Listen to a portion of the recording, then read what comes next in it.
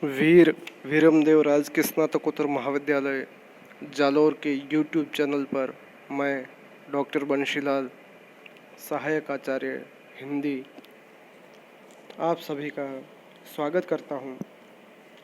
BA द्वितीय वर्ष के हिंदी साहित्य द्वितीय प्रश्न पत्र हिंदी भाषा और साहित्य का इतिहास के अंतर्गत इस वीडियो से पहले हमने इकाई 3 के अंतर्गत हिंदी साहित्य इतिहास परंपरा में आदिकाल की सामान्य पृष्ठभूमि, सीमांकन, आदिकाल का नामकरण और आदिकाल की तमाम सामाजिक, सांस्कृतिक, धार्मिक, आर्थिक, साहित्यिक परिस्थितियों के बारे में भी पढ़ा है। आदिकालीन साहित्यिक वर्गीकरण के अंतर्गत हमने नाथ साहित्य परंपरा और सिद्ध जैन रासो काव्य परंपरा के बारे में विस्तार से पढ़ा है। इस वीडियो में हम आदिकालीन साहित्य वर्गीकरण के अंतर्गत रासो साहित्य परंपरा में हमीर रासो, परमाल रासो, पृथ्वीराज रासो इत्यादि रासो काव्य परंपरा के ग्रंथों का अध्ययन करेंगे। प्रिय विद्यार्थियों, आदिकालीन साहित्यिक वर्गीकरण रासो साहित्य परंपरा के अंतर्गत हमीर रासो ग्रंथ के रचयिता सामान्यतः सभी विद्वान इस रचयिता के मत में नहीं हैं, लेकिन अध्ययन से यह सामने आया है कि हमीर रासो के रचयिता सारंगधर थे। आचार्य रामचंद्र शुक्ल ने इस ग्रंथ के अस्तित्व की कल्पना की है।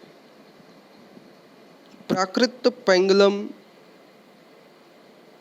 में इस काव्य के कुछ छंद मिले थे।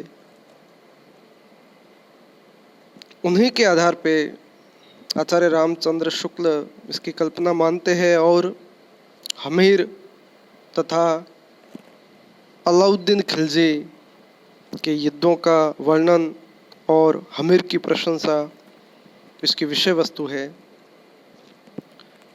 राहुल संकृत्यायन जज्जल नामक कवि को इस कृति का रचनाकार मानते हैं और हजारी प्रसाद द्विवेदी का यह मानना है कि हमीर शब्द अमीर का विकृत रूप है, जो किसी पात्र का नाम न होकर एक विशेषण के रूप में प्रयुक्त होता है।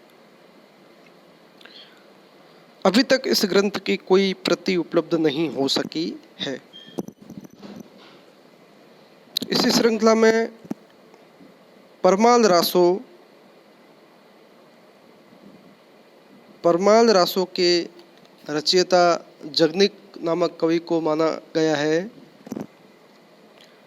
इसकी विषय वस्तु के रूप में यदि देखा जाए तो उत्तर प्रदेश में आल्ह खंड के नाम से जो काव्य प्रचलित है वही परमाल रासो के मूल रूप का विकसित रूप माना जाता है। ये लोक गेय काव्य है और कालांतर में इसके जो अंश है वो जोड़े गए। भाषा संबंधी परिवर्तन भी और कुछ अंशों का वर्णन परिवर्तन भी इसमें पढ़ने को मिलता है और कालांतर में आल्हा लोकगीत की एक शैली बन गया है और आजकल तो आधुनिक विषयों पर आल्हा लिखे जाने लगा है। पृष्ठभूमि, विषय वस्तु और इस प्रति के बारे में विभिन्न विद्वानों में एक रूपता नहीं है। प्राचीन हस्तलिखित प्रतियों के अभाव में मौखिक रूप में उपलब्ध आल्ह खंड के आधार पर परमाल रासो के साहित्यिक स्वरूप के विषय में कुछ भी कहना कठिन माना गया है। 1865 ईस्वी में चार्ल्स इलियट ने जिस आल्ह खंड का प्रकाशन कराया था वह मौखिक परंपरा पर ही आधारित है और इसी प्रति के आधार पर डॉक्टर श्याम सुंदर दास ने परमाल रासो का पाठ किया और उसे प्रचारिणी सभा से प्रकाशित करवाया। जैसा कि पूर्व में कहा जा चुका है कि परमाल रासों का जो रचयिता है वो जगनिक नामक कवि माना गया है, जो महोबा के राजा परमदेव देव का आश्रित था। और विषय वस्तु के रूप में यदि समझना चाहे तो इस काव्य में आल्हा और उदल नामक दो वीर सरदारों की वीरतापूर्ण लड़ाइयों का वर्णन मिलता है। और इसका जो रचना काल है 13वीं शती का आरंभ माना गया है। वीर भावना प्रेरित यह काव्य आज भी इसे गायक संगीत अत्यंत वीरता के साथ गाते हैं। युद्धों का वर्णन आपको मिलेगा इसमें, युद्धों का सजीव वर्णन है। भावों के अनुसार इसकी भाषा है, भाषा में विशेष ध्वनि उत्पन्न होती है। लोक गाथा काव्य की श्रेणी में इसे माना जाता है। और इसी के साथ ही भाषा की दृष्टि से इस काव्य की एक विशेष शैली हमारे सामने आती है, जिसे आल्हा शैली कहना ही उचित है। एक छंद है, 12 बरस लो कुकर जीवे, अरु 13 लो जिए सियार, बरस 18 क्षत्रिय जीवे, आगे जीवन को धिक्कार। रासो साहित्य परंपरा के अंतर्गत आदिकालीन साहित्य के अंतर्गत जो प्रमुख प्रसिद्ध रचना है वो पृथ्वीराज रासो मानी जाती है। यह रचना, इसके रचयिता, विषय वस्तु, इसके संस्करण, भाषा, शैली, तमाम विषय वस्तुओं पर परीक्षाओं में अक्सर प्रश्न पूछे जाते हैं। पृथ्वीराज रासो के रचयिता चंद बरदाई है, जो इतिहास में हमने पहले पढ़ रखा है कि चंद बरदाई इनके दरबारी कवि थे। आचार्य रामचंद्र शुक्ल ने स्पष्ट लिखा है कि चंद हिंदी के प्रथम महाकवि माने जाते हैं और इनका पृथ्वीराज रासो हिंदी का प्रथम महाकाव्य है। आचार्य रामचंद्र शुक्ल ने हिंदी का प्रथम कवि माना है चंद बरदाई को, और हिंदी का प्रथम महाकाव्य माना है चंद बरदाई कृत पृथ्वीराज रासो को। और वे इस बात को स्वीकार करते हैं कि चंद बरदाई दिल्ली नरेश पृथ्वीराज चौहान के सामंत भी थे और राजकवि थे। अब चंद बरदाई के जन्म समय काल के बारे में विद्वानों में मतभेद है। पंडित हरप्रसाद शास्त्री के अनुसार इनका जन्म लाहौर में हुआ था, और भी कई धारणाएं हैं। और आचार्य रामचंद्र शुक्ल इनका जन्म 1168 ईस्वी मानते हैं। इनकी जाति भट्ट मानते हैं, जगात नामक गोत्र के थे। आगे वे कहते हैं कि इनकी पूर्वजों की जो भूमि है वो पंजाब थी, और जहाँ लाहौर में इनका जन्म हुआ था, इनका और महाराज पृथ्वीराज का जन्म एक ही दिन हुआ था और दोनों ने एक ही दिन यह संसार छोड़ा था। शुक्ल जी ने हरप्रसाद शास्त्री जी द्वारा प्राप्त चंद का एक वंश वृक्ष भी प्रस्तुत किया है, जिसके अंतर्गत चंद के 4 पुत्र माने हैं। चौथा पुत्र जल्ल था। जिस समय पृथ्वीराज और मोहम्मद गोरी के मध्य युद्ध हुआ था और उसको मोहम्मद गोरी जब पृथ्वीराज चौहान को बंदी बनाकर अपना देश ले जा रहा था, तो उस समय चंद जी महाराज के साथ गया तथा अपने पुत्र जल्ल को पृथ्वीराज रासो सौंप गया था। और एक उक्ति भी प्रसिद्ध है कि पुस्तक जल्लहण हथ दे चली गज्जन नृपकाज।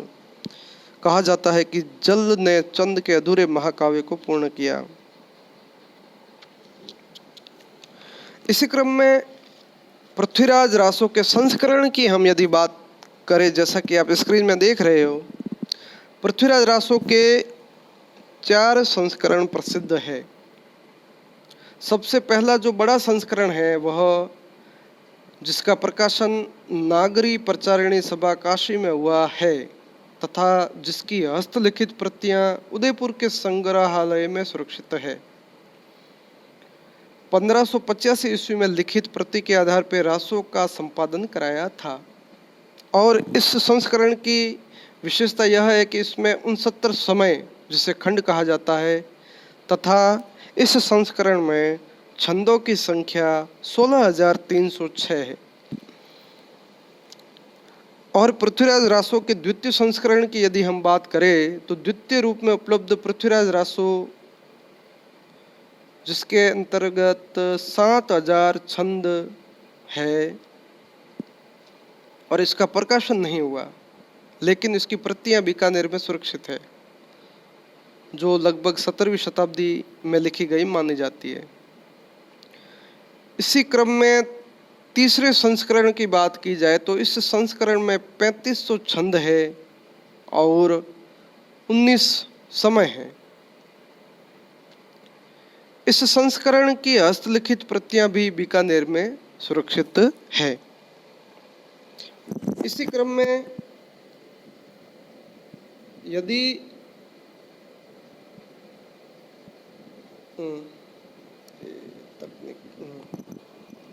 इसी क्रम में यदि चौथे संस्करण की बात की जाए, चौथा संस्करण सबसे छोटा है जिसमें केवल 1300 छंद है और इसी को डॉक्टर दशरथ शर्मा आदि कुछ विद्वान मूल रासो मानते हैं। पृथ्वीराज रासो की प्रामाणिकता पर भी बहुत सारे प्रश्न उठाए जाते हैं। बहुत से विद्वान इस रचना को प्रामाणिक मानते हैं, बहुत से विद्वान इस रचना को अप्रामाणिक मानते हैं और कुछ विद्वान इस रचना को अर्ध प्रमाणिक मानते हैं। हिंदी साहित्य के इतिहास में यह ग्रंथ इस दृष्टि से अत्यंत ही ज़्यादा सर्वाधिक विवादास्पद रहा है। डॉक्टर श्याम सुंदर दास, मोहनलाल विष्णुलाल पंड्या, मिश्र बंधु, कर्नल टॉड आदि विद्वानों ने यह माना है कि पृथ्वीराज रासो का जो संस्करण सभा से प्रकाशित हुआ है वह प्रामाणिक है। लेकिन इसका जो दूसरा वर्ग है जिसके अंतर्गत रामचंद्र शुक्ल, कविराजा श्यामल दास, गौरी शंकर हीराचंद ओझा, डॉक्टर बुलर, मुंशी देवी प्रसाद आदि विद्वानों का है जो रासो को सर्वथा अप्रामाणिक ग्रंथ घोषित करते हैं। आश्चर्य है कि शुक्ल जी अप्रामाणिक मानते हुए भी उसे अपने इतिहास में आदिकाल के अंतर्गत स्थान देते हैं। यह अचरज का विषय है कि शुक्ल जी एक तरफ तो उसे अप्रामाणिक मानते हैं जबकि एक तरफ वो कहते हैं आदिकाल का ये पहला महाकाव्य है। और तृतीय वर्ग के विद्वान मुनि जिन विजय, डॉक्टर सुनीति कुमार चटर्जी, डॉक्टर हजारी प्रसाद द्विवेदी आदि है, वे मानते हैं कि पृथ्वीराज चौहान के दरबारी कवि चंद्रवरदाई ने ही पृथ्वीराज रासो लिखा था, किंतु उसका मूल रूप आजकल उपलब्ध नहीं है। चौथा मत नरोत्तम दास स्वामी का है। उन्होंने सबसे अलग बात कही है कि चंद ने पृथ्वीराज के दरबार में रहकर मुक्तक रूप में रासो की रचना की थी। उनके इस मत से कि रासो मूलतः प्रबंध काव्य नहीं था, अन्य कोई विद्वान सहमत नहीं है। कुल मिलाकर के यह विवाद का विषय बना हुआ है। बहुत से विद्वान इसे अर्ध प्रमाणिक भी मानते हैं, लेकिन यह ग्रंथ हिंदी साहित्य के आदिकाल के साहित्यिक दृष्टिकोण कौन से यदि देखा जाए तो एक अनमोल धरोहर है, अनमोल निधि है। तो विद्यार्थियों, रासो साहित्य परंपरा के अंतर्गत ये प्रमुख जो ग्रंथ है इसके बारे में आज हमने चर्चा की है। इससे आगे के वीडियो में हम आदिकालीन साहित्य के लौकिक साहित्य और गद्य साहित्य इत्यादि विषय वस्तुओं पे विस्तार से चर्चा करेंगे। आप सभी के लिए शुभकामनाएं। बहुत बहुत धन्यवाद।